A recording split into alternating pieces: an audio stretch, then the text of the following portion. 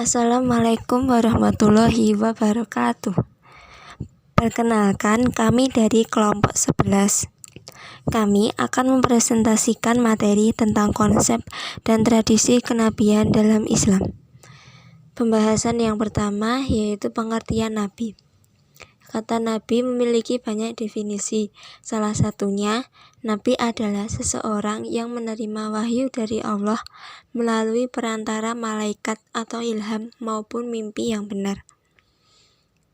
Menurut para filosof Muslim Al-Farabi dan Ibnu Sina mengatakan bahwa seorang nabi adalah seorang yang dianugerahi bakat intelektual luar biasa, sehingga dengan bakat tersebut ia mampu mengetahui sendiri semua hal tanpa bantuan pengajaran oleh sumber-sumber eksternal. Yang kedua yaitu sifat-sifat nabi. Sifat yang pertama adalah sidik, yaitu jujur. Mereka harus menjaga ucapan dan perbuatannya, sebab jika nabi sekali saja berbohong, hal tersebut akan berbahaya dalam perjalanan dakwah. Itu sebabnya jujur menjadi sifat utama. Jika menerima wahyu atau kabar, harus disampaikan apa adanya, tak boleh dikurangi dan tidak boleh dilebihkan. Yang kedua yaitu amanah, yang ada dalam sifat nabi yang artinya adalah bisa dipercaya. Sifat nabi yang amanah membuatnya sangat masyhur di kalangan pengusaha saat itu. Nabi terkenal dapat dipercaya, begitu pula nabi yang lain. Setiap ucapan dan perbuatannya selalu selaras. Sifat yang ketiga yaitu tabligh, yang memiliki arti menyampaikan, sudah menjadi kewajiban dan tugas para rasul dan nabi ditugaskan oleh Allah Subhanahu wa Ta'ala sebagai penyampai pesan.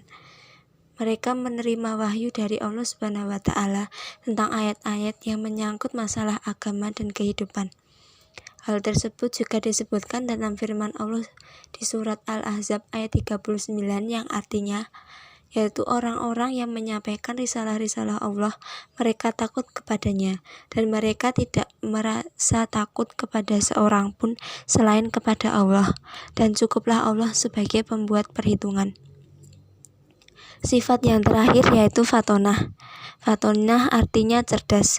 Untuk menyampaikan wahyu atau risalah Allah Subhanahu wa Ta'ala dibutuhkan kemampuan dalam strategi komunikasi, diplomasi, agar pesan yang Allah berikan bisa ditangkap umat dengan baik. Maka cerdas menjadi bagian dari sifat para nabi yang Allah turunkan.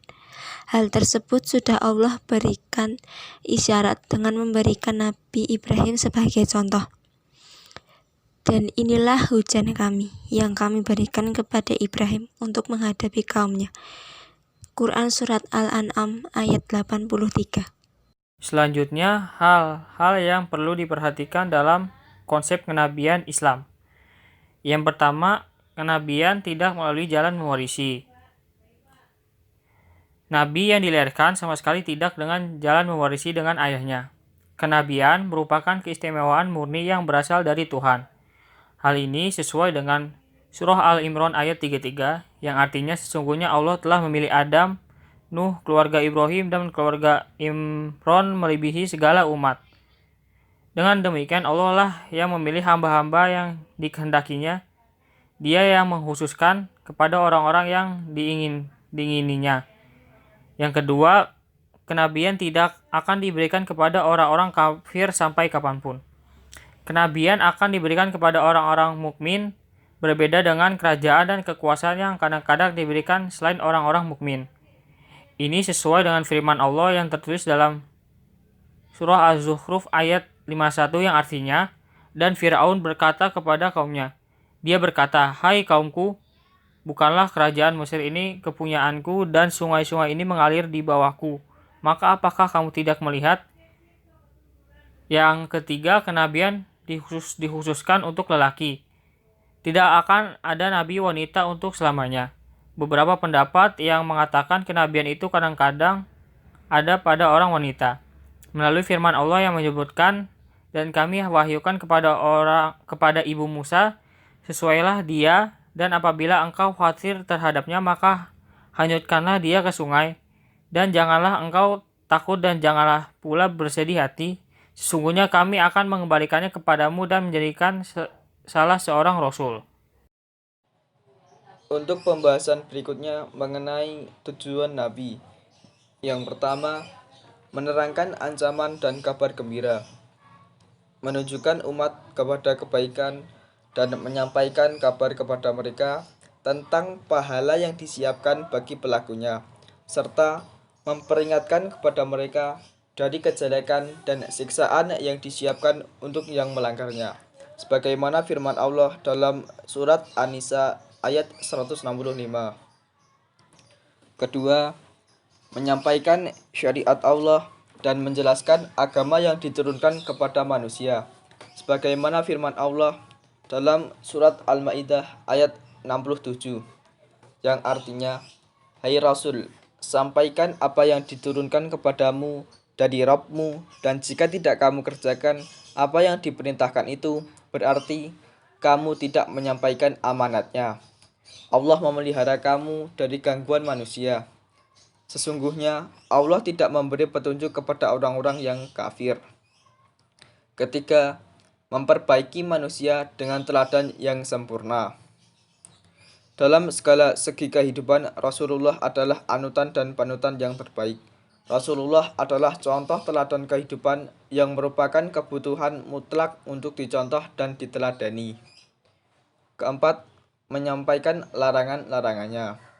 Misi utama para nabi adalah tauhid dan mengajak manusia untuk melakukan perintah-perintahnya dan meninggalkan larangan-larangannya. Tidak ada seorang pun dari mereka yang mundur untuk menyampaikan dakwatullah. Sebagaimana firman Allah dalam surat Al-Maidah ayat 49. Kelima, memerangi kezaliman dan kemungkaran. Para nabi selalu memerangi segala macam kemungkaran dan kezaliman yang marak dilakukan di zaman mereka. Misalnya, Nabi Syuaib alaihissalam memerangi para penjual mahal.